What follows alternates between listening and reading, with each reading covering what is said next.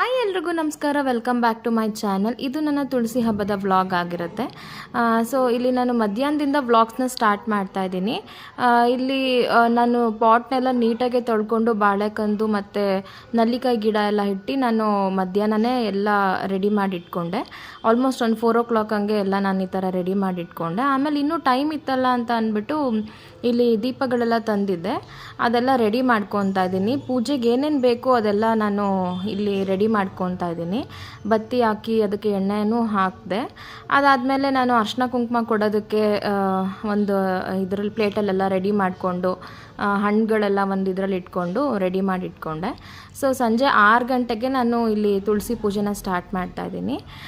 ಒಂದು ಕೃಷ್ಣನ ವಿಗ್ರಹನ ತುಳಸಿ ಹತ್ರ ಇಟ್ಟು ನನ್ನ ಪೂಜೆನೆಲ್ಲ ಸ್ಟಾರ್ಟ್ ಮಾಡಿಕೊಂಡೆ. ಇಲ್ಲಿ ನೋಡಿ, ನಾನು ಈ ಥರ ಎವ್ರಿ ಇಯರ್ ತುಳಸಿ ಹಬ್ಬನ ಈ ಥರ ದೀಪಗಳನ್ನೆಲ್ಲ ಎಷ್ಟಾಗುತ್ತೋ